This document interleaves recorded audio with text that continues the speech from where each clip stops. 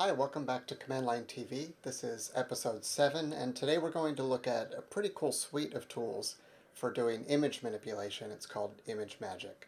But first, do we have any follow-up from last time? I did have some questions. One of them was you had something that showed up in your terminal called reverse I search. I was curious, what does that do and how can we actually use that? Yeah, so I was doing some fancy stuff there. It has to do with the history mechanism that Bash supports.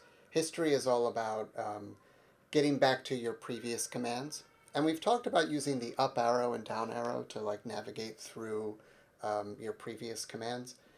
But that reverse search is really interesting. What I'm doing there is I hit Control R.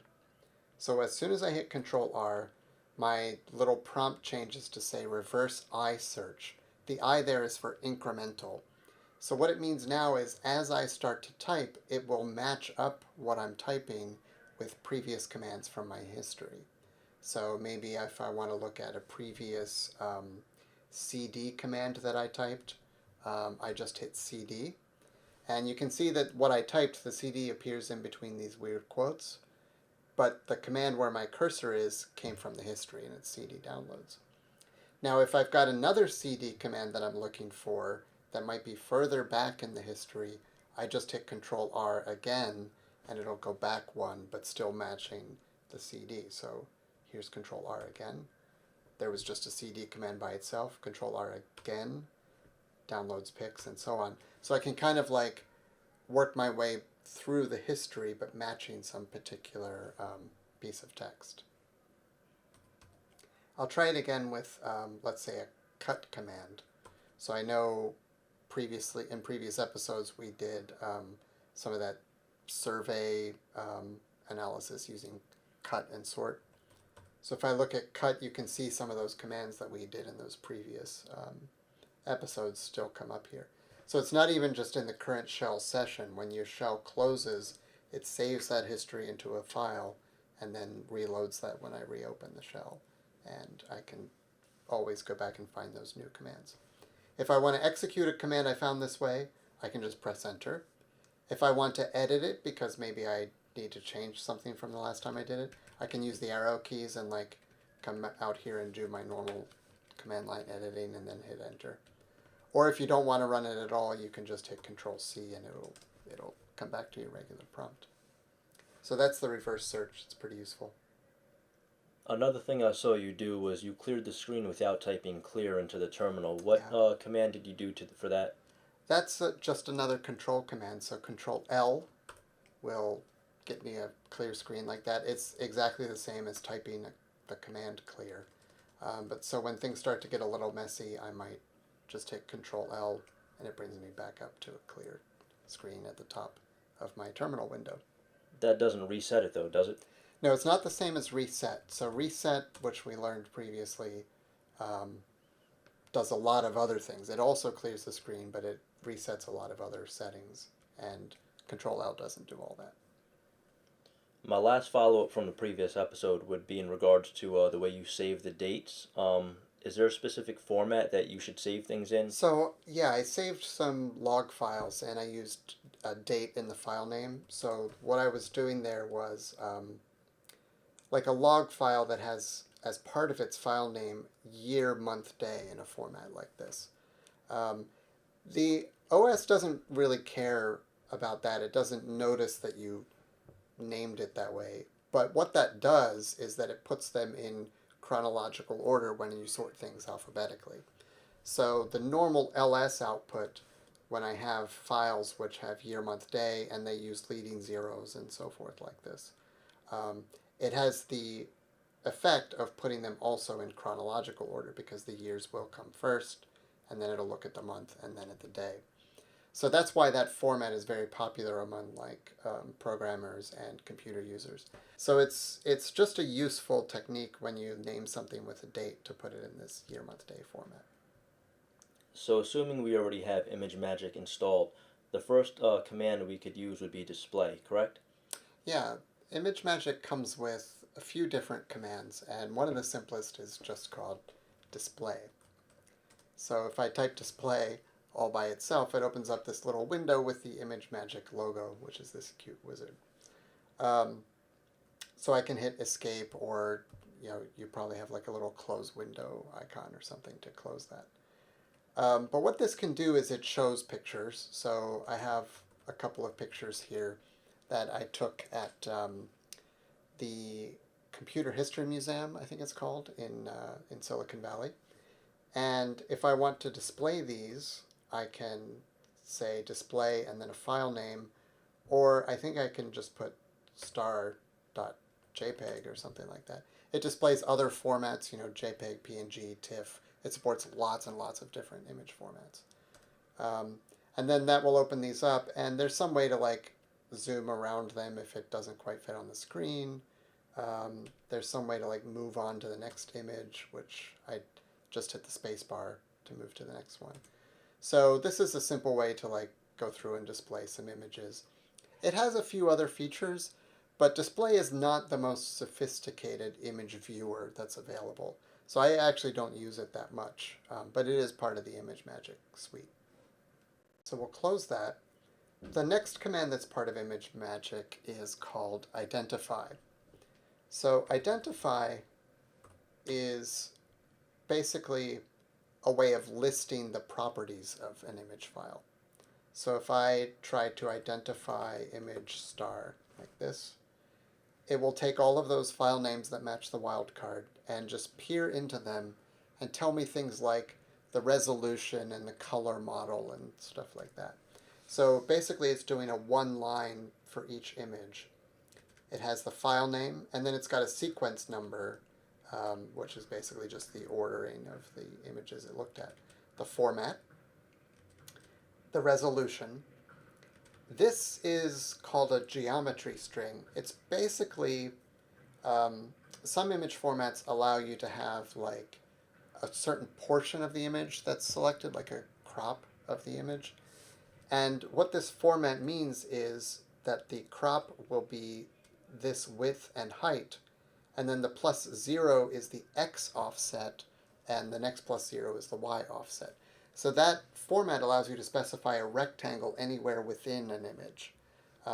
For all of these, the rectangle is just the full resolution and +0, +0. But there are other image formats where that could be different. And we're also going to use that when we learn to crop images with ImageMagick. It's that same format. If you want to crop an image, you specify the new width and height, and then the X and Y offset. We're using 8-bit color and an RGB color model. Here is the size of the file in human terms and whatever all those zeros are supposed to mean. So identify is a quick way to sort of figure out resolution and other information about images. It does have a verbose option. And one thing that's a little different about ImageMagick commands compared to some of the file management commands that we've learned is that it doesn't really use the short forms of these options. So in a lot of GNU commands, you might say -v or ~verbose, right? Or -h ~help. These are equivalent to each other. ImageMagick doesn't really support the short forms, and so it uses a full word as its option, but only a single dash. It doesn't use the double dash. So if I identify verbose, and I put just one of these names because that'll be plenty of info. So image212.jpg with the verbose, this is going to dump out a whole ton of information about this image. And you can see there's all sorts. Let's pipe that through less so that we can just get a page at a time. So it's showing me the image format, that geometry string. Resolution means how many dots per inch does this image expect to be displayed at, or pixels per inch. Color model, stuff like that. For each of the red, green, and blue channels, it gives me like the average colors and stuff like that. So there's all kinds of potentially useful information here. And you can see all of that with the verbose flag. So a lot of programs and applications nowadays sometimes tend to be very file type specific. What if you had an image file that you wanted to convert from a JPEG to a different file type, or vice versa? Yeah, one of the real big uses of ImageMagick is just this format conversion. And it does that very, very easily. So one of the commands for that is called mogrify, which, as far as I know, is a word that they just made up. But it means to process some image. And so what you do is you basically say mogrify and then some flags or options to specify how you want to process it. And so one thing we can do is just change the format. So I've got JPEGs mostly in this folder. What if I want to convert one of them to a PNG format, right? And then let's take image, I'll just pick 213.jpg. So my command is mogrify -format and then the format. And as I said, ImageMagick supports lots of formats, but we'll use PNG, and here's the original file. So I do that. It can take a moment if your image file is big to do this conversion.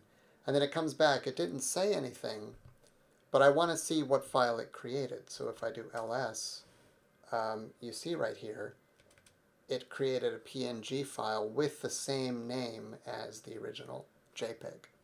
So that is what mogrify -format can do for us. Let's take a look at the identify output of both of those. So if I do image 213 star, I see that both of them have the same resolution, and the PNG file got a lot bigger, right? So 7 megabytes instead of 1 megabyte. So that's one thing that happens when I did that conversion. Try a different format. Let's just convert that same image to a TIFF. Oh, that went pretty fast. And I've got this TIFF file. So now if I do identify on those, again, the TIFF is the same resolution, but it became even bigger. So what we're seeing here is the difference between compression schemes in these different formats. JPEG is lossy compression, so it can throw out some information from the original sensors that took the image, and it becomes very small. PNG is compressed, but in a lossless way. And of course, since I started with a JPEG, I can't get back the information that was lost before I did the JPEG from the camera sensors.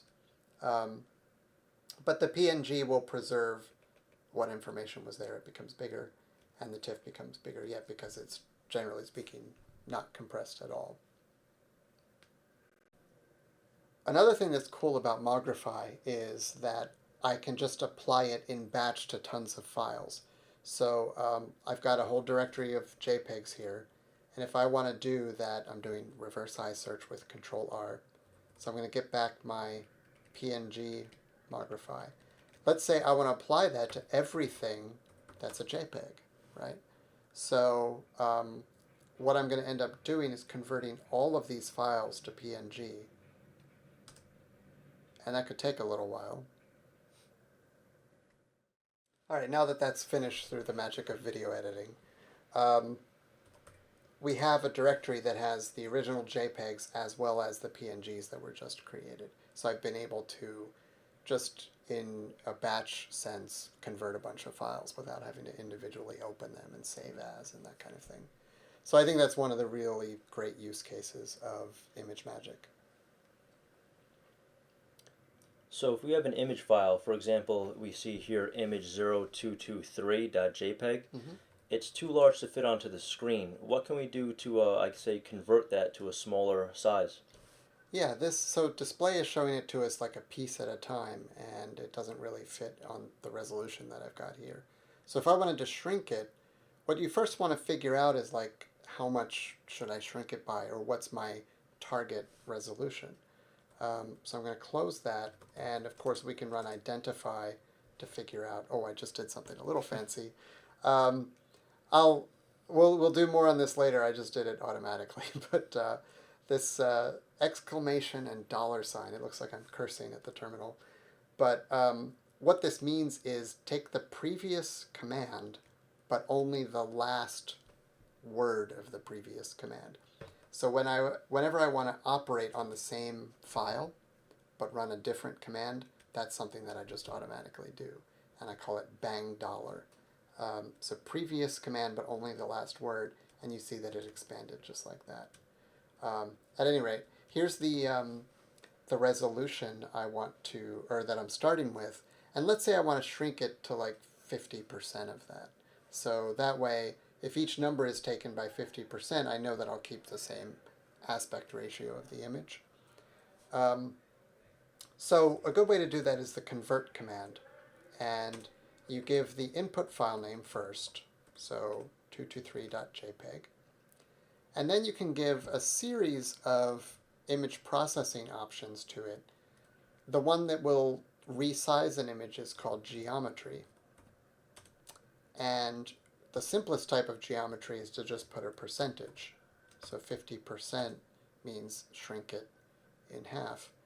And then you put an output file name. So we're going to call this like 223 small.jpg, right? And that will open that image, shrink it, and then save the new image. So I can compare them by putting both of them on the identify command line. And see, I'm going to use that again. So the original image is 1950 by 2289, and the new image is 975 by 1145. So that's halfway, and I can open it with display, and now it's, it fits on my screen pretty well, although it's duplicating for some reason. But display is kind of, the display command is kind of weird sometimes. But that's shrinking. So just to backtrack, all these commands do support the help option, and again, it's the -help, not -h. Yeah, so if I do convert -help, not double -help or -h exactly, but this will give me, let's do that with less. This will give me a very brief synopsis of some of the things that convert can do, and it's got all sorts of other image processing operations that you can access here. So why don't we try a couple of those? One that I like to do is sometimes you want to add a border to an image, and this is a pretty easy thing to do. So let's take my smaller, let's combine a shrink with a border. So here's how we'll do that. I'm going to pick one of these and do convert, let's say 0209.jpg. And I'm going to do geometry first to shrink it. We're going to shrink it pretty small, so let's say like 33%. And then I can specify border color. There are a lot of built-in colors like, the standard red, green, yellow, whatever. So I'll say red. Or you can specify colors more precisely using those HTML-like hexadecimal specifications. We can look at that another time. And then you specify the thickness of the border in pixels. So let's make it very visible at 8 pixels. So I'm stringing all this together, putting these operations together. It will apply them in that order. And then finally I put the output name. So we're going to call this like 209 border.jpg. All right. And that should work. So I'm going to open that image with, instead of display, I'm going to use this other thing we learned before called XDG open. And you can see the red border that appears around this image, right? So it added that border. It also shrunk it, so it's not nearly as big as the original image was. Another thing we might like to do is blur or apply other sorts of image filters, just like you could in Photoshop or something like that. So there's a blur command, and the way blurring works is you give it the geometry, in other words, the shape of the that you're going to apply the blur operator to. And if that's a very small rectangle, then it just blurs a little bit, right? If it's a big rectangle, then it blurs much more. So we're going to try doing some of that. Let's try that on image 0205.jpg. We're going to do blur. Well, let me again shrink because it's easier to deal with if these are a little bit smaller. And then we'll blur using like a 10 by 10 pixel filter.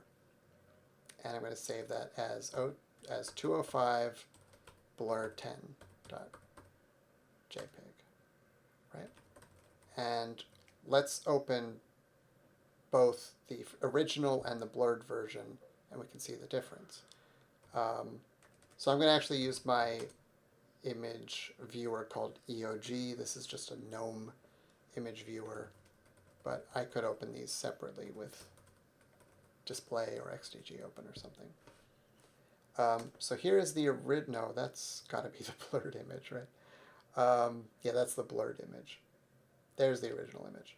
So this was 1742 pixels across, and now it's 575, so that's about a third. And it also blurred it pretty substantially. So it's, you can't really even tell that this is text on here. It just looks like dirt. So that's just one of the many other operations that Convert supports. So I guess the next two things we should discuss are cropping images and then opening an image in GIMP. Yeah, so cropping is a little tricky because you got to come up with these geometry strings. The basic format of the command with convert is, let's say I want to take image 207 JPEG, and I want to crop that. First of all, I'm going to do identify to figure out the approximate resolution I'm working with, and then I can do convert crop. Let's say I want to cut out a square image out of the middle of that somewhere. So the first thing you put is the dimensions that you're cropping out, 1200 by 1200. And then I want to put plus something for the X position, so it's just guesswork really. Plus 500, plus 100. And I could try that. Let's call that 207 crop.jpg. So I can open both of these files to see what that geometry string produced. Here is the original version. So you can see that it cut out like a square from somewhere around this region. But what if we needed to get it more precise? What I would recommend in that case is to open a program where you can actually see the pixel values and move your mouse around. So that's not a command line program, that's going to be a graphical program. The GIMP is basically a free version of Photoshop, and it's available for all Unix systems. It also might not be installed, so you can try using your package management commands to get that installed. And then we're going to run that on the original image, 217, I think it was. 207? 07, thank you. .jpg. So it opens that up, and this is shrunk a little bit. It says 25% down here at the bottom. But what this can do for me, well, I can just crop it right here, right? That's fine. But the advantage of ImageMagick is batch, right? So if I want to run the same crop on many images, I'm going to have an easier time of that using ImageMagick than GIMP. But I can get the numbers to make my geometry string from GIMP. So I'm going to do the rectangle selector, and depending on where I want to be, I look in this lower left corner here. You can't see the numbers while my mouse is down there, but that's my current position, so that's the X and Y offset, right? So I remember or write down 288 and 360, and then I'm going to get let's say I want to crop out this piece here. So that's about, and I keep moving my finger a little bit, but 2636 by 1044. 2636 by 1044. So I can come back to my, let's just discard that, back to my convert command and substitute that, 2636 by 10 something. 44. 44. Do you remember the original numbers? No. I'm going to make it up. Let's say 300 and 200. All right. So that's something close. And then I do that convert, and we'll do the comparison again between them. And now I've got a more rectangular instead of square, and I've cut out a bit of this console here. I didn't go low enough, so my Y value probably should have been another 100 pixels lower. But that's how we can figure out these geometry strings. Now I said the strength in ImageMagick is applying them in batch to many different files. That's also a little tricky if you always have to specify the from image, the original image, as well as the destination image. So what's cool about ImageMagick is this mogrify command versus convert. So I used mogrify with -format to convert an image like this, right, .jpeg. I convert it to PNG, but I only have to specify the image file name once instead of having a source and a destination. But I can apply lots of other image processing stuff with mogrify, so I can do crop, right? If I do crop from here, plus to whatever, I only specify the image file once. What it's going to do is overwrite that image with the cropped version. So it's a destructive operation, mogrify, unless you're only doing a format. If you do format, it gets a new extension, so then it doesn't destroy the original image. But without the format, it's going to destroy the original. So maybe I want to make a copy of the whole folder so that I still have my originals, and then I can batch apply some processing to them in a different folder. Or, in this case, I already made a copy of each image by creating a PNG. So we can apply the crop to the PNG files. So I'm going to do mogrify crop, let's say 1636 by whatever, whatever, plus whatever. And I'm going to apply that to star.png. And that will crop all of these images exactly the same way. And it can take a little while. All right, so now that that's finished, I can take a look at these files, and all of these PNGs should have been modified. So if I do like my LTR, for example, you see that the PNGs appear at the end because those were the ones that were just modified by this. And I'm going to run this to view all of my images.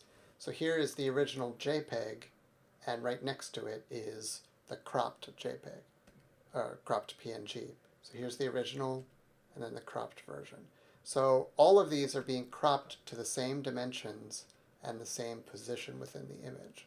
So I was able to do very simple batch operations like that. Yeah, so that's mogrify versus convert, and some of the useful things you can do with these ImageMagick tools.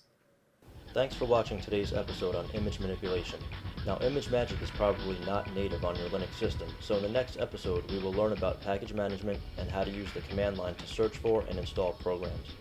See you then.